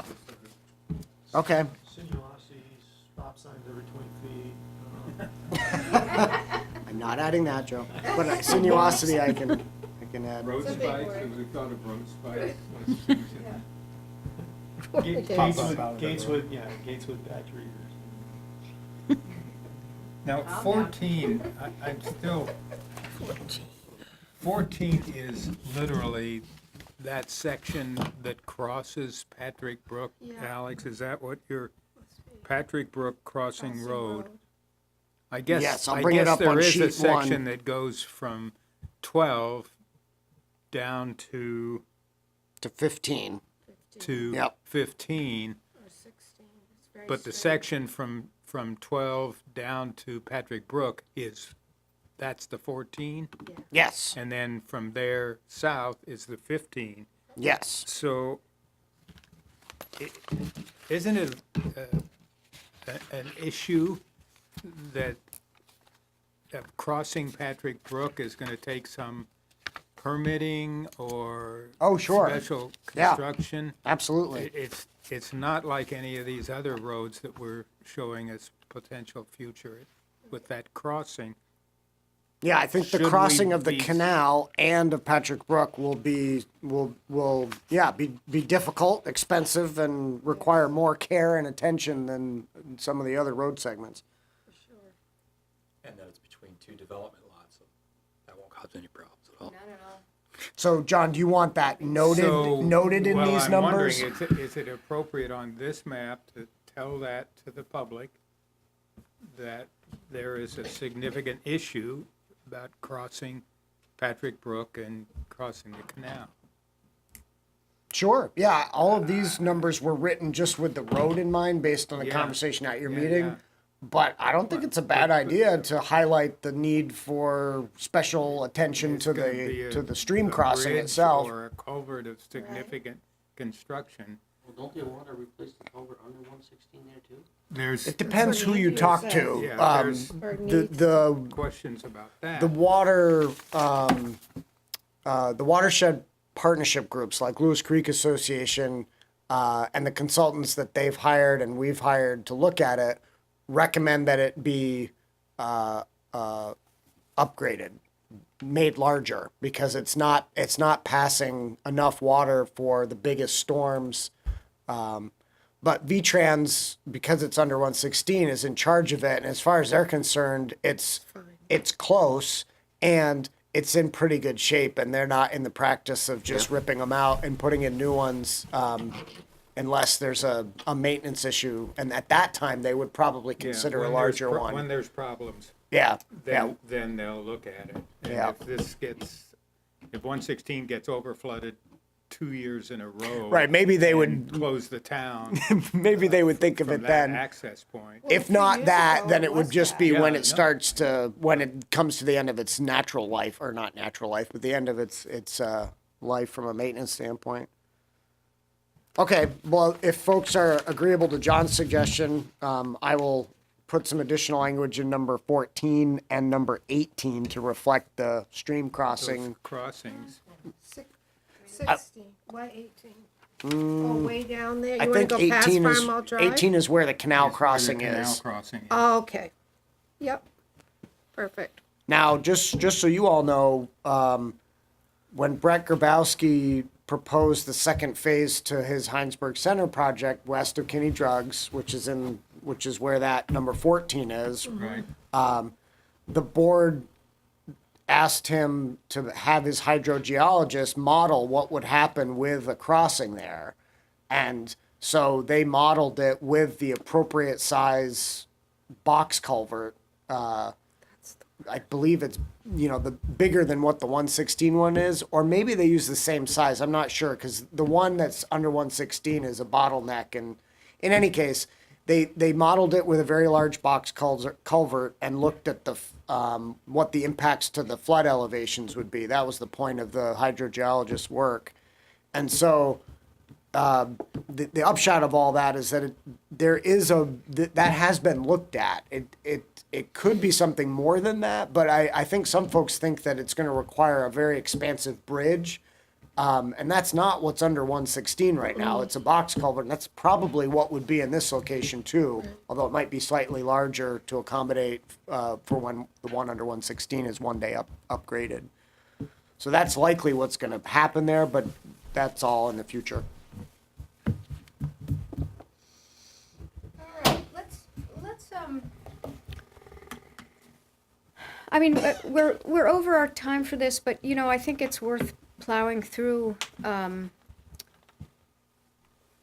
to finish up with the town map. So So if you're happy with the changes that were made and both to the narrative and the maps, the other thing that was on the agenda, Maggie, that we skipped over was additional correspondence and feedback received since your last meeting. right, And we did get some. okay. Well, first are people okay with the description, the narrative for the map?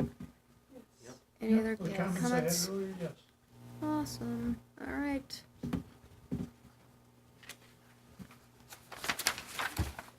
So then, the additional public comments that came in since your last meeting, I'm in the wrong meeting, hold on. On this one is Peter. Yeah, there's a bunch of stuff, and I thought there was also something from Jeff Glassberg, who is the development consultant working with Jan Blumstrom on her property. Yeah, about maybe you should pull up that. Yeah, so That map. there were also some comments from Carl Novak, but let me show you Jeff Glassberg's first. And I'll bring up Jess and the other one are not over there on the table? they are not, no, sorry. I But are didn't- they not in our packet? they were in your packet, but I should have made hard copies, I forgot. So we can see them in our Dropbox. Yeah, they're in Dropbox, and Jeff's is up on screen there. Okay. So, he called me and said, sorry, we're late getting you feedback, but, holiday season and such. And his question was about that Overlook Park, on the top of, I can bring the map Yeah, up. I Yep, I think that just would be- wanted to show you the actual text of the letter first. So, number 33 on draft 6, is this future community park facility, Overlook Park, as it's described. It's on the Blumstrom property.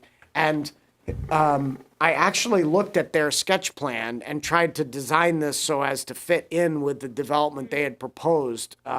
But Jeff looked at it and asked me for the GIS files, and he had his engineer overlay it. And he said, I think we have the overlay in his comments. Might be a little hard to see. Is it here? Yes. I sent him that, and this is Yeah, that's for the lot. this is their, it's flipped in a different orientation, but you can sort of see where that R shape in orange overlays on top of their sketch plan, for the master plan for the project. And his comment was, it's kind of eating into the backyards of these houses. Could we narrow it a bit, make it more of an arrow exiting out onto the top of the hill, and here, as opposed to incorporating that? And I told him, well, this is all, a little fuzzy for the future. I'll talk to the planning commission about it. Seems reasonable to, narrow it up a bit. His other comment was, because Jan has conserved what were 3 single-family home lots back in here, and given the town a conservation easement so that she's never going to develop these, even though it's an approved subdivision and she could have previously, he thought, does it make sense to extend that park back further to the east to incorporate that area? That there's reasonable grades back here. That's why there were house sites proposed originally. And there could be different viewpoints that could be gained from here that might be different from what you would see out here on top of the hill. He wasn't implying that they thought it was inappropriate to have park space at the top of the hill. He was just saying, we'd like to have some backyard space for these houses and not have a park right in their back patio. That's pretty much where the overlook is now, right? With the 2 Adirondack chairs Yeah. and stuff. Yeah. Yeah, it's just the width of it. How wide would that space be? Would it be just, sort of a thin slice out on the top of that hillside and then expand out as you move into the woods and back? Or would it be more expansive out here? But didn't we say that people will have flexibility with these? Oh, sure. The It's just shape that of he's the- he's taking the time Yeah. while you're doing it to say, well, why don't we just reshape that arrow a little bit, make it longer in the back and make it a little more thin in the front. It is, however, just an idea rather Right. than this is where the This is exact line concept. should True. be. I mean, True, but I think he's doing his due diligence, Yeah, and it's that's going to be, fine. it's going to be easier for any developer in front of the DRB to say, we've accommodated the official map because, we had some discussions and we're definitely going to stay out of that area. yeah. I mean, for me personally, having been up there, and I don't know how many people have been up on there, but the views are really, really Yeah. amazing Yeah. when you get up there. Yeah. And then even the wooded part in the back, even though there's no real, there's kind of a trail, it could be really nice back Yeah. there, you Yeah. know? Oh, yeah, Kids challenge, definitely. so- Yeah. But yeah, there's a lot of, it could be a really nice area. So where the 3 lots are, which we can see clearly on draft 6, Oh, I'll go back Here? to draft 6. Yeah. Yep. so you would move it back, he's suggesting move it back into those 3 lots? He's basically suggesting 2 things. This looks like an arrow, like a little Yes. arrow Yeah, pointing I to see it. the to Yeah. the left. He's recommending make the tip of the arrow thinner, a little more narrow, Yeah. especially on the north side. Yeah, And then he's suggesting if you want to make the whole arrow longer on the tail end onto Right. the east to move into those 3 lots. right, exactly. He thinks that would make perfect sense because Jan's already essentially conserved them and isn't going to be Right. doing any development there, and he thinks Yes. she'd be happy with that being part of a community park. Yep. I like it. Me Does too. does that imply anything in terms of the taxes she might pay? if No, we've already we have a- adjusted for that, Okay. for So- those 3 lots. That Oh, was you one of have? the things I did before, Before you wrapped before I up. got done. Mm-hmm. I don't think it appearing on the official map would have any No. impact on that. But just to answer John's question, we have already worked on that for last year's taxes. Based on the conservation easement that was Yep. given to the town. Yep. Gotcha. Great. Yeah, So, So does those changes make sense to you guys? Okay, I think that would make. They Yeah. think those would be good, so Yeah. I can make those. And then Carl talked about the wetlands. I have had so many communications with Carl over the last week that I kind of forgot what this one was. So I'm just going to bring it up so you can see it on screen.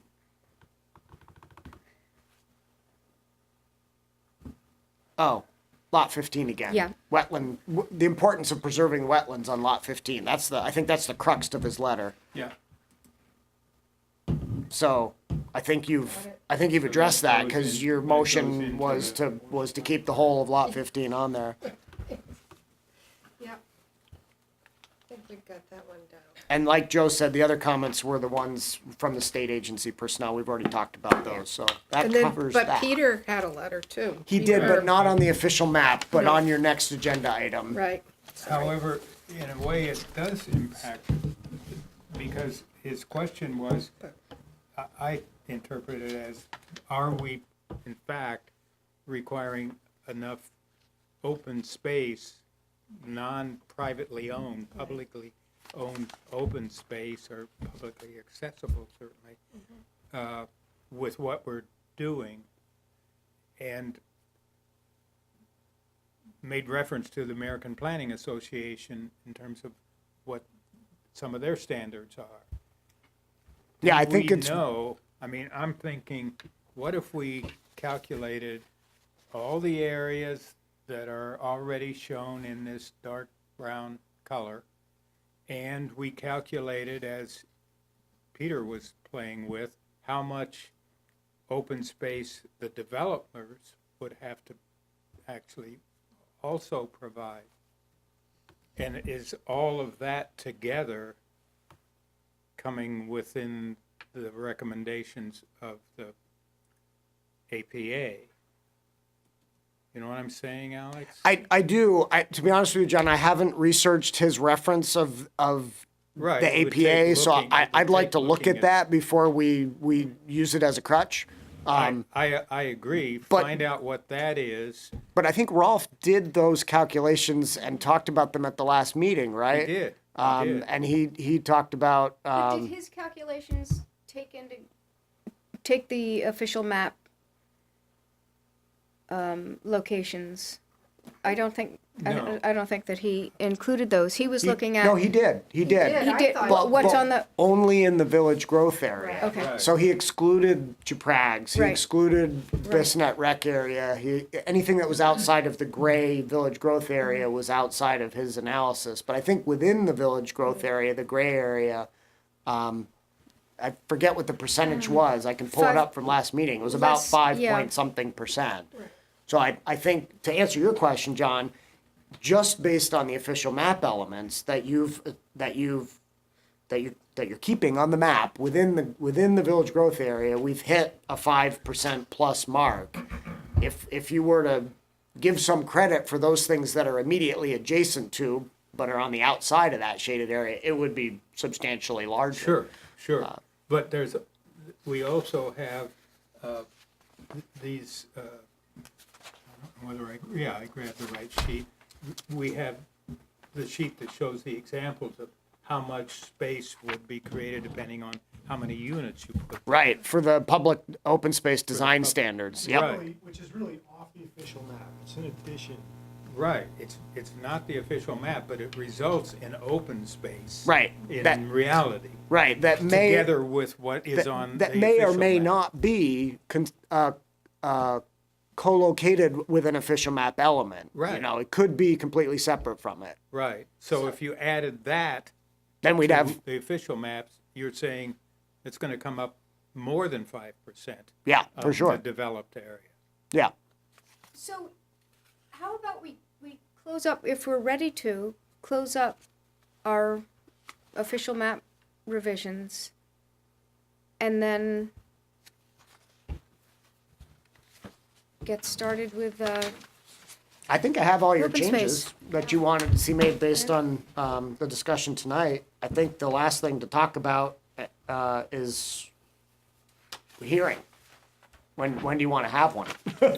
Got to have one before you can finalize and send it to the select board for them to review. In my You talked email about to you, the I gave you some March- ideas of maybe the March 13th meeting. is that the soonest it could Yeah, be? we need enough time to get a legal notice in the Citizen and make sure the community has some notice and And frankly, I think having it after town meeting would be a good thing rather than in the build up to town meeting.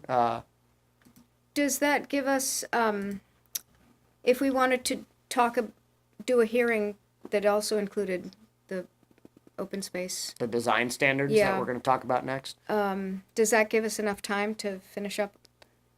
So I think your next space? agenda item will determine that.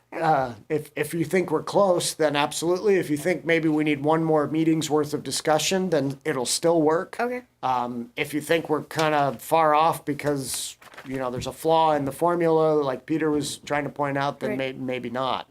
so we have, a half an hour, a little less than a half an hour tonight to discuss them. If we have another meeting, we still have enough time Yeah, to make it for, yeah. okay. So if All right. if you still need your February 13th meeting to finalize this stuff, a March 13th public hearing is still far enough out Okay. to do all the Okay. legal notice, and yeah, it's fine. So do you want Right. to put a pin in it for March 13th and then Yeah. move on to the design standard conversation to see if where that stands? Does anyone have any objections to the 13th? Any? Oh, actually, no. That's the placemaking workshop in White River In Junction? White River Junction. It'll be over before. That's a daytime thing. That's it. Yeah, it depends who's driving and, whether they have a good map, so, yeah. We'll make it. You're gonna drive, right? Yeah. Yeah.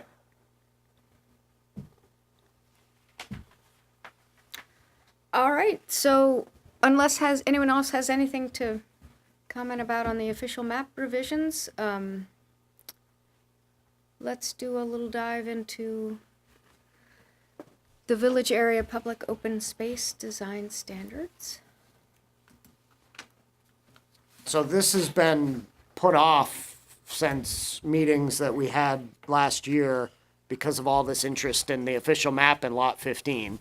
But we did, as I explained in the email packet, you did review you reviewed this draft. It is draft 7, so we've been through many drafts. At the December 12th, the November 28th, and November 14th meetings. And I think two things happened then. John proposed to get some better background information by looking at our existing recreation facilities and their usage. And then at the last meeting, we ran through some examples of like what would the Creekside neighborhood have been required to set aside as, or not set aside, to create as developed public open space. What would Lyman Meadows have been required? So we ran those examples, and we noticed that in a couple of the examples, these older existing developments set aside way more public open space than this draft would have required. And so I think a few of you were scratching your head like, wait a minute, are we setting the bar too low? But there were other examples like the Thistle Hill neighborhood where they didn't create hardly any. And this draft would require them to create at least some, not a huge amount, but some. So I think, Joe, you were the one at the meeting that said, we really got to wrap our hands around this, make sure that we're not trying to do something good, but in the process, telling development that they only have to create a very small space. And that's exactly what Peter's comment was. He looked through it and felt that it was sort of an anemic amount of space, and thought that we were maybe off base with that, and we should be requiring more. And what I tried to elucidate in my email message to you, which I also forwarded to Peter and encouraged him to talk to me about, is that, and this is to John's point, there's a tie-in, I think, with the official map, right? The official map shows much larger community facilities that are going to make the village, as it builds out, an attractive, functional place, because there'll be parks and places for municipal buildings and that sort of thing. If the commission's intent with these public open space design standards, where developers are going to be building a certain amount of open space for the public, If your intent is, well, we want them to build those official map large areas, then Peter's comment is very important, and the observations from last meeting, because they're not going to do it. We'd have to require them to do a much larger area. But I don't think that was your intent. I think your intent was to say, we want these large community facilities, and the town's going to be on the hook for creating those somehow with some money. But we also want private development in, business parks and neighborhoods that they create to include smaller scale sort of public spaces for people to experience and gather and that sort of thing. If that's your intent, then I think we're probably okay, because we get both, right? We get land set aside for those big town parks, and we get smaller spaces within neighborhoods and business development that allows for people to get together. But that's my sort of take. I'm curious to know what your intention really was. How is that fair for the developer that has that on their land? Well, so that's why these design standards were written to say, here's what you have to build for public open space, and we tell you how a minimum amount and how it's got to look and work. It can be coincident with an official map element if that makes sense, but it doesn't have to be. So for the landowner who doesn't have any official map element on their property, they're going to look at this and say, all right, I got to build 6,000 square feet of something. Maybe it'll be a plaza, maybe it'll be a pocket park, maybe it'll be a walker's respite, or, something like that. And they'll have to figure that out. But for the other landowners who do have a large official map element on their property, they could say, I've got to build 6,000 square feet of this public open space. Well, the town's making me leave that area alone for a future town park.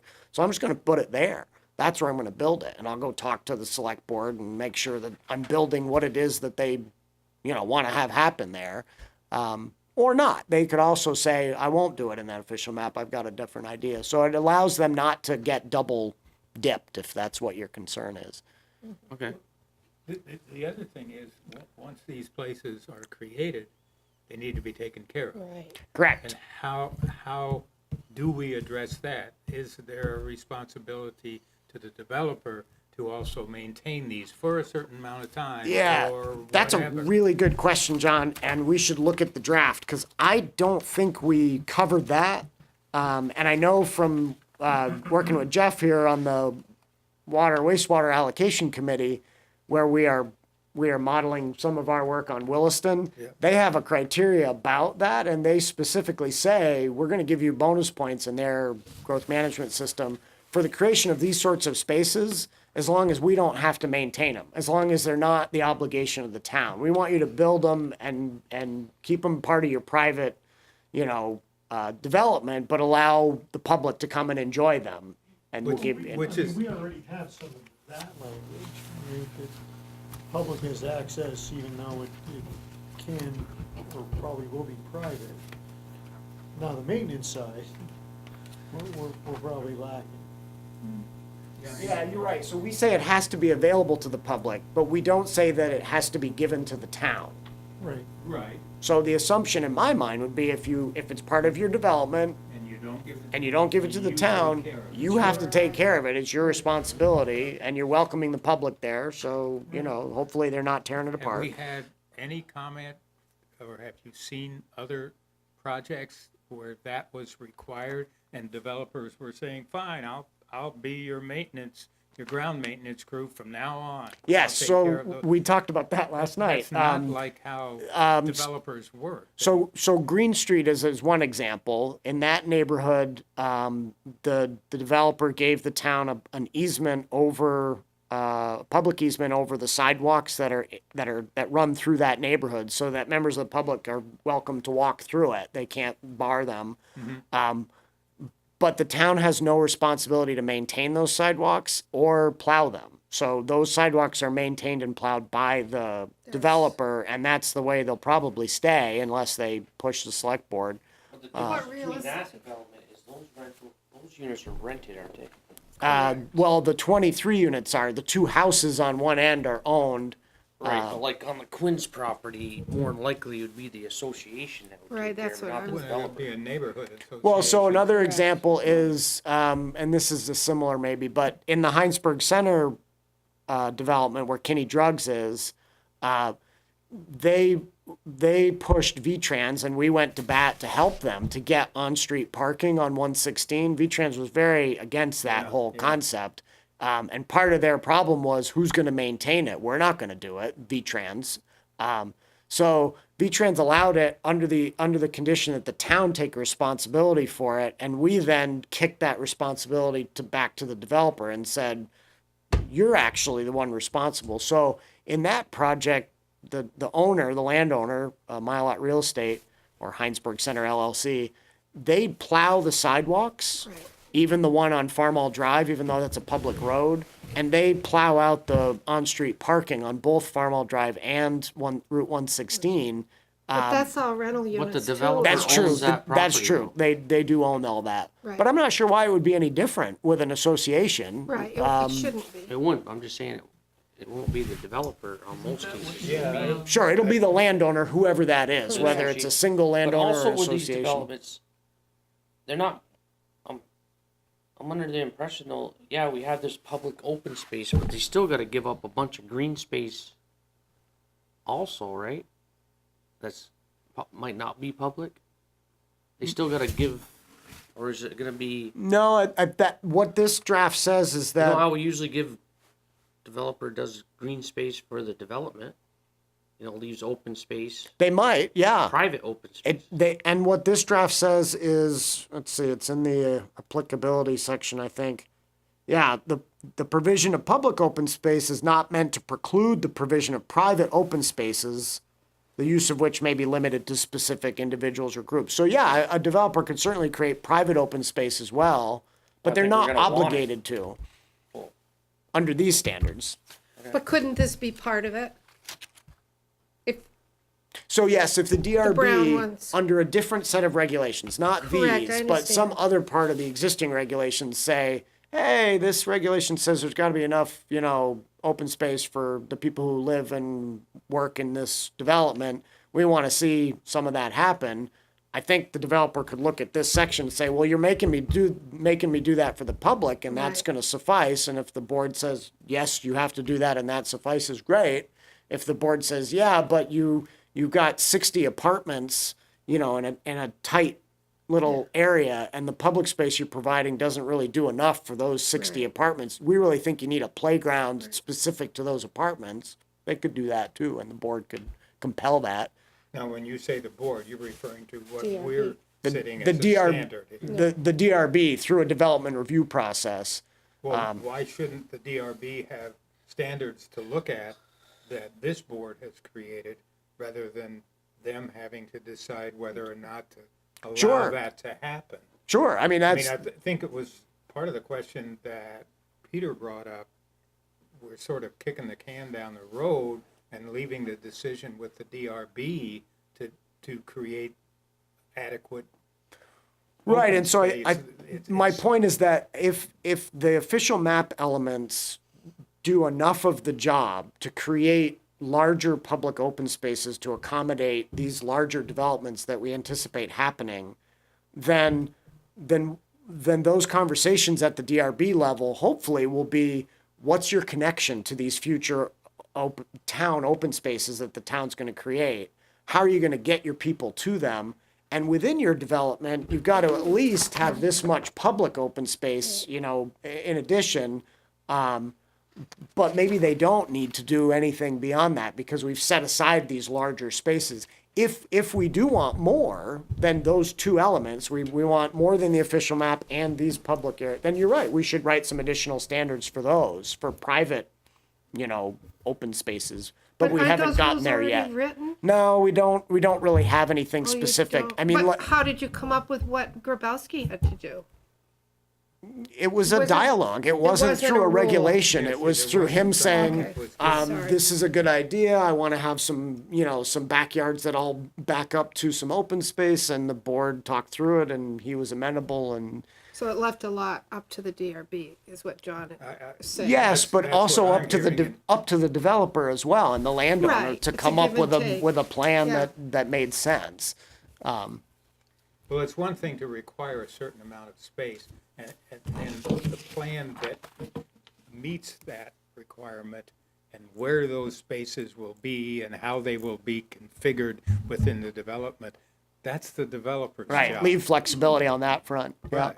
Well, so what this does is it requires a certain amount of public open space. It doesn't talk about any additional private open space. That's Right. left to another planning commission I was effort gonna on say another day. time. Yeah, Yeah. but it's a good Right. point, that, Okay. something to put on the list. And actually, now that I looked at it again, Joe, John, on page 2 at the bottom, there's a second paragraph that does say something about maintenance. Well, it's top of page 3. Oh, so maybe our pagination is different, but Oh, I'm looking at with the so changes, track changes. This is Yeah. this is the Yeah, clean that's- version. It's a paragraph that begins public open space may Right. be in private ownership. And the second sentence says, for public open space in private ownership, maintenance of the space and its improvements shall be the responsibility of the landowner, unless there's an agreement with the town to provide that maintenance and upkeep. But that's a matter for the select board to, Right. Right, at that negotiation with the point. select board. And the landowner could be interpreted as the neighborhood. Yeah, it's whoever owns the property, and in some cases it'll be an association, in other Right. cases it'll be a single Okay. entity. That'll include either one. Okay. Covered. That's important as well. Yeah, so covered though, which is good. Yeah, The No, acceptance no, of the that property. You've got it Acceptance covered of in the your, property. what you've written is that, so the town doesn't have to assume that they would have to take care of it. right. Unless they Just negotiate like something. Brett Grabowski in the Kinney Drugs Hinesburg Center pod, I assume, has liability coverage for those common spaces sure. where there are benches and, plantings, and there's supposed to be a fountain actually on the north side open space, but Right. that was there temporarily and then got moved, and anyways, Because like you said, Alex, and I know I'm probably, you guys are sick of listening to me about that, but all these things are wonderful sidewalks, but they cost a lot of money to take care of. absolutely. And it's even difficult to find people to do the taking care of. Right, and then we have equipment that breaks down, And and then, which is totally typical, you know, and Yep. it's just a big, I think that's why the for select board sidewalks? is interested in the Richmond Road project, but not diving into it with a Right. Mm-hmm. full head of steam because they understand those constraints. Renee, to be perfectly honest, is also doing a good job in her town administrator Right. role of reminding them of how much existing sidewalk we have Right. and what maintenance those, what we big. already have need. And I think she wants to make sure the board understands that. takes care of what we have first before we True. add new stuff that we might not be able to take care of. Yeah, because it's a big responsibility and expense. Although adding any of these things is based on more population Right. coming to our town. To some extent, not so much on the Richmond Not on the Road. Richmond. Not on the That's Richmond Road. servicing That's an a existing unique- that one, situation, I mean, yeah. that whole string and line going out there, visually, it's Yeah. like this So I'm very dangling curious thing. what the commission feels about Peter's comments, because I respect Peter and the board also identified the potential flaw here. But is it a flaw? Is it okay for these developments to be providing what is essentially a small amount of public open space in coordination with larger amounts on the official map? Or is this a problem and you want the required amount to go way up? The thing that hits me is on his letter 1, 2, 3, 4, the 5th paragraph, where and I think he, at least for me, kind of gets at the heart of it, where the burden's on the DRB to get good development, not the developer to come and show that they're doing good development. The burden should be on the developer to convince the town that open space is not necessary versus the DRB trying to get it out of them. Now, that said, it's a fine line. You also don't want to overburden it to the point where they're like, I'm not going to bother. So, my Well, question I is, does think we're this kinda- highly- and I hear what you're saying, Go ahead. in theory, that it kind of fits that with, okay, well, if you got a big one, you're going to take credit for that if you use it. And so, yeah, I just want to, I think we're highly prescriptive in here about what the public open space that is required how it has to function, what has to be in it. So I think that's clear. I think Peter's point is mostly about how much of it needs to be there. And he's right, because that's the way it works, is you set a minimum and that's what you get. that's what you get. Occasionally you'll find a landowner developer who does more because they have a different kind of vision, but mostly they will do what is the minimum required. So if the minimum required is too little, which is what Peter's Most of these concern big was, Developments that could possibly come down have a official map element on them. yeah, Right. that's my take, Exactly. is that we've sort of covered that. Quinn has one, Right. the Blumstrom property has one, the Haystack So Crossing you need to property decide if has it's that one. big enough. But I Right. thought we had decided that when we were talking about density and I mean, big enough. I thought we had. This document is in addition, right, to the official map elements, assuming that the town actually follows through on the official map element. That's what I'm confused about. I thought you just told me that it's not an addition. They could use that They part. could Yeah. use They that. could. So what the official So map then- does is it requires the developer to set aside that area, but they don't have to build it. What these design standards say is you have to build it, but we don't tell them they have to build the whole official map element. We tell them in these design standards, you They have to build that. You have to build a much smaller area. You could build it within the official map element. Okay. Or you could build it outside of it if you don't want to, but it's going to be a very small amount. So imagine So more than likely, it's gonna be those sizes right there. I'm guessing. it depends. I think that I think I think that'd be the for cheapest example, if the BlackRock project, we'll just give you a specific one. They're going to come in for a first phase, right? If their first phase doesn't include those official map elements, and these standards were in place, they probably won't be, but if they were when they came in, I would see the board, the DRB, saying, it's great that you have an official map element to the north somewhere, but that's not part of your first phase. You have to satisfy these design standards for public open space within the first phase that you're doing. And so in that case, you're gonna have to create some that isn't coincident with the official map. Okay. When you get to phase 2 and you're in the official do map it area, again. then you do it again. Yep. Right. You can make it in that area, but do you know what I I mean? understand it now. Yeah. Yeah, Get it. Alex, is that clearly what it states? yeah, does it One, they say- have to, It doesn't, this doesn't say anything it's about phase. BlackRock or phase 1. It just says that any project that's coming before the board is gonna be compelled to create this much public open space. Whether it's phase 1 or phase 15 or Right. whatever. Right. Would've done it Whatever the with project Hinesburg. is. The Hinesburg project, phase 1, phase 2. Heinsberg This would've- Center? Yeah. So like the Kenny drugs and all of that, if this was in, he would have had to do this, and then when he comes back with phase 2, he would have had to do this, right? Because there is Right. no official map Right. section on that property. And he did. He So did, though. He did. Yeah. He created did. these spaces that we've maligned, but they Yes. do exist, and they were done by a Badly landscape done, but- architect, and you know the Right. whole 9 yards. Yeah. So And I'd like to see some people are, like we just saw in Blumstrom, and they're saying, take the rest and use it Which for makes public sense space. in their case Yeah. because That they particular did case. conserve, they Right. gave up those Yeah. lots. Right. Which was in my opinion, a big Yeah. giving up. yeah.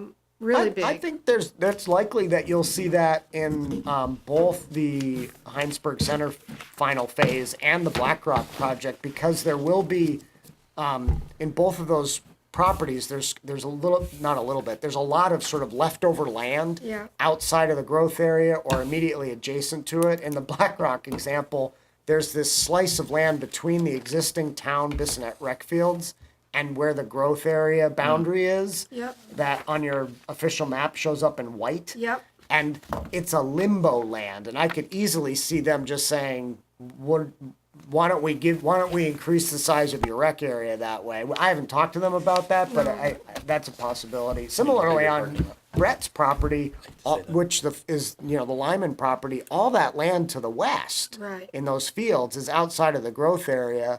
And Brett's talked about, well, maybe there'll be a solar array there. He's also talked about maybe we'll put up Parking, I a barn and there could be community agricultural space, some public use. So there's potential to go well above and beyond what we're talking about in these design standards. I think these design standards are to get you the bare minimum to make these developments attractive and livable and such. Alex, let's look just at the village northeast. And there's this element 33. Yes. The one that Bring might that be back up. shaped a little bit different in the future. If, and the Blumstrand Development Group would still have to do the other required open spaces, not that are shown on the official map, but which are required by the design standards. They could put those all inside of what we have shown as 33 and not have anywhere else. I think they on their could if they property? could make the case that it met the intent of this section. However, what they're proposing right now, we're not proposing, but what we're working with them on, where on this map where the number 2 is, this is an existing lot that they've had the sign out front of on Right. 116 that Yeah. says Yes. "Imagine your business here." Yeah. So they have allocation for it. They got that in the fall. sale. And they've been in to talk with Mitch. We've looked at some building designs in the last couple weeks, and they are actively trying to find a tenant for this lot. Right. So let's imagine that these standards were in place when they came in for a site plan review for a new business there. I think that we would be looking for compliance with these standards in the area that they were developing, and they'd have to make a case about doing it off-site in that official map element, which is well away from the project that they're proposing. And I don't And remember. why do you say that? Because there's not enough space there, Alex? No. I'm saying that that if they're going to develop the lot where Yeah. number 2 is, Yes. we'd be looking for public open space on that There, lot. on that lot. And they would probably accommodate it. But if they didn't and They said, could no, go- we'd really like to put it in 33 because the Right. town wants a bigger space Yeah. there, there'd have to be a conversation about that. Yeah. I think it's worth looking at the language to see Yeah. if that's possible, if we've anticipated that.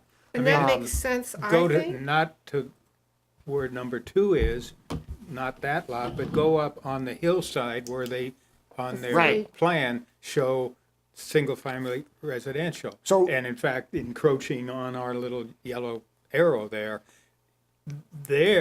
they could say, oh, well, this is just up the hill Right. from all this housing, so we're gonna put all the spaces that we need to provide down here, we're gonna put them there. They could. And you're not gonna get any others down here. They could. And if the board felt that made sense, Okay, Right. I just want to It would work. understand, right now, So they what- could do that. they the way could, it's and we have a section towards the end of this that's called the off-site allowance. So in the example that I was trying to depict, there is a provision that says that the public open space shall be provided within the project area. So the assumption is you will do it where you're developing, but it says to ensure flexibility for both the town and the applicant, the DRB at its sole discretion may allow the required open space to be provided outside of the project area. And it goes on to say it has to be cited so that it's within or immediately adjacent to the village growth area Yeah, zoning yeah. districts, blah, blah, blah. So we've covered that. But know that that's a possibility. So if that concerns you, think on it. Well, it just, in terms of how much open space eventually we might end up with, Mm-hmm. the small ones, the big ones, so forth. Does it get somewhere close to some standards that we can look at, like APA may be suggesting? You say you're not familiar with I'd have to look at those to see what Peter was what referring to. those Yeah. kinds of standards are. Do they make sense for Hinesburg? Yeah, I don't know. You know, with our ability to finance things as a town, with our population as a town, with the fact that I'm coming more and more to realize we are in many ways, we're a suburb of Burlington. We're a town where people live here and sleep here, but they work somewhere else. Yep, So most Heinsbergers do. Right, most Heinsbergers do. We're not a standalone, self-contained, all the choices you ever want to have, you can have right in Heinsberg. That's not us. Yeah, there are very few of those, Not right? today. And even Burlington probably Yeah. doesn't fit that bill, right? Most Burlingtonians probably leave the city for their employment. or at least when they need to go pick up a trash can. But in any case, Yeah. I think that Dennis's point is probably the realist's interpretation of this, which is for the large development projects that in these large ownerships, it's possible that these design standards will be satisfied in those official map areas. So we may not see a sprinkling Anything of else, other right. smaller public open spaces because the developers are like, you want it to happen there? I We'll think it's do it great to there." happen there. I'll build you some of that there and I'll meet this standard. So if that's of concern to you, we should talk more about it. But if you think that that's decent layout and distribution of those larger open spaces, then maybe that's a good thing. But I think if I'm hearing you right, if for example the 2 you gave an example, if they said, hey, I'm not putting it on this part of this project, I want to put it up on my On the hill. number 33 hill Yeah. part. And you looked at what was being presented, and let's say it was like John would say, there's like no green space, it's just blah. The DRB could say, no, you have to put it in there because that's what Yes. you're putting is just not acceptable kind of thing. Absolutely. That's what that language says. It says It's you one. shall put it on the project area, Yeah. and if you don't, it's at the sole discretion of the DRB. So they have the power to say, nope, every time you come before us, we want to see it on Yeah, the project. and the second thing is, yeah, I guess they technically could, but how many developers are trying to sell something are going to do that? I mean, and I hate to say that because there's always one that's going to, but you know what I mean? It's Yeah. you're trying to sell something at the end of the day too, and just Yeah. putting all concrete in a concrete building and saying, "Hey, I'm gonna Right, here I you go." filled it up. I'm gonna sell everything." You know, Right. there's that aspect of it. Right. There is definitely. But yeah, I don't know. Now, we could, if that's a concern, this contemplates an à la carte system for the landowner. You can satisfy this in a place that you think is appropriate. You can satisfy it within an official map element that we want to see done in a larger scale. If you want to see, so if you want to see both the larger official map elements and these smaller spaces separate from them, we can change that And you say language you can't- and say you you can't can't do put- it in the official map. The You town will gotta take do care of it. that. We don't want your contribution in that area. We want to see it somewhere else, to further flesh out these smaller spaces. So that's a policy decision. The way it's Well, like, written if you now. want to, you could have, if you had they could have a little public space right there that's worth nothing. That no one would even want to go to. Exactly. Right. Who owns it? really? Right. Cement pocket park. I don't know about that, Dennis. I think that, what they're proposing there is, in their case, is a bit of a campus of office and light industrial buildings. Yep. And we are this summer going to be building this sidewalk from Right. Riggs All Road along down there. to Right. Commerce Street. It's out to bid. We're actually going to do it.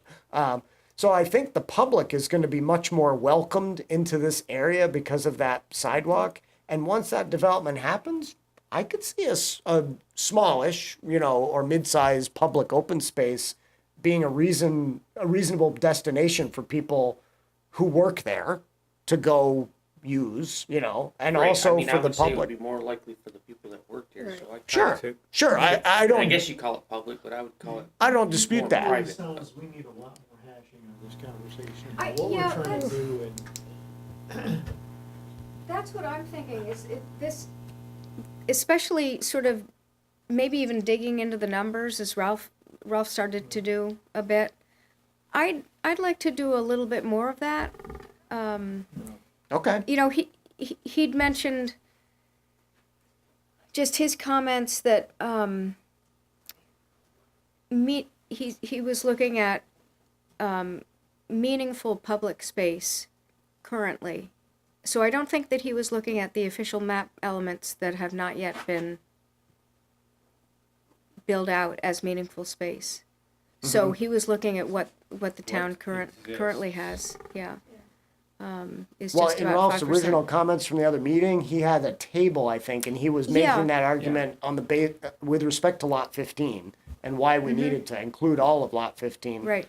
But he thought was he- talking about the village growth district as Yeah. a whole and, Right. and the percentage of open space, which is not huge. I think we need to get in the areas, I think we need to rethink on what we want to do with distributions, whether, we'd be happy if it was only the official map elements, which in themselves are not givens all the time.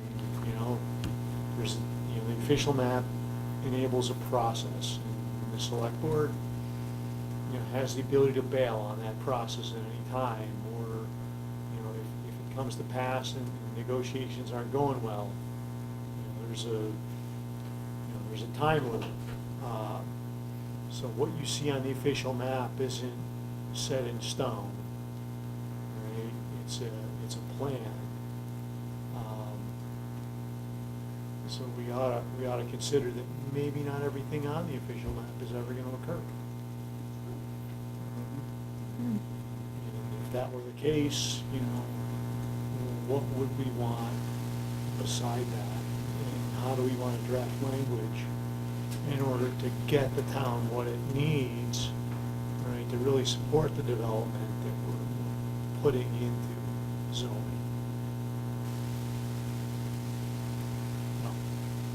Although I would argue that if you allow developers to satisfy these design standards for open space within official map elements, and they do that, it's a heck of a lot more likely that those official map elements are going to happen, because somebody's going to jumpstart them. It's not going to be the town, which moves like a sloth. It's going to be a developer who says, I can gain advantage by consolidating my required open space in a place that the town won't let me build anyways, and I have to build some of it, so I'll you know, you know what I mean? There's some advantage there. I think it's more likely, but, you know, the official map process is really set up as a negotiation, where the map itself is, you know, an idea of what the town sees for facilities need, but if there's ever a development plan, then, you know, it enables a mechanism to either put up or shut up. Right? From the town's part, sure. In a, you know, and if a developer wants to play that game and the select board really doesn't, then the outcome is uncertain. Right, but I The think official my map- point is the developer would be far less likely to push that in a legal sense if they were gaining advantage by by satisfying another regulation within that Yeah. official map area. But I think whatever. this helps, but there's some uncertainty, and that's all I'm trying to communicate. I think, you know, what I'm hearing across the board tonight is, you know, we need more discussion. Need more discussion. Yeah. Yeah, so let's continue this. Okay. This part for our Sounds good. next meeting, and, so, moving on next to the minutes. We have December 12th, wait. Minutes of December 12th. Anyone have changes, comments? I thought they were good. It's the minutes, I have to say, are just so helpful in reviewing what's going on, previous discussions. If no changes, a motion to approve? I'll make a motion. Second? Okay, all in favor? Aye. Okay, and then minutes of January 9th. Any comments, changes?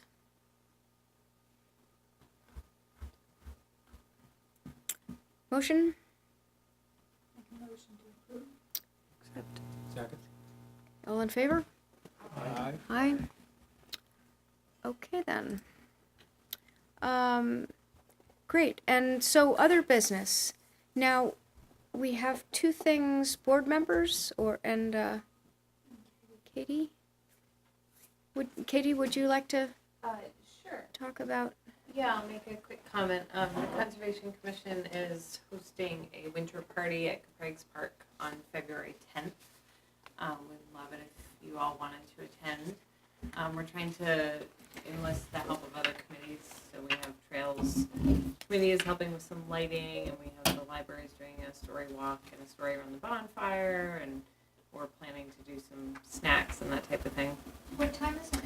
We're starting at 3:30. We have some horse-drawn sleigh rides happening and sledding and whatnot for the kids. And then the fire is starting, I believe, at 5, something like that, 5 to 7. So I just wanted to bring it up to you. Please come if you're interested, and if you guys have interest in, as a commission, in contributing some food items, we could talk about that a little more. And I'm sorry, what time did it start at? 3:30. 3:30. Yeah, for kids type stuff. Sledding, If there's, a story walk, horse-drawn sleigh rides, fun stuff. Sounds great. Yeah.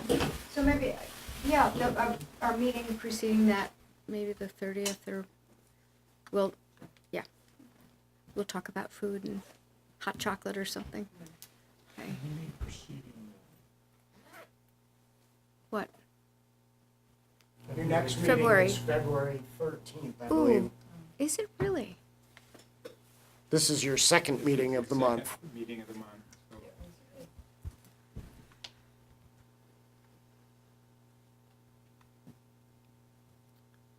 Alrighty then.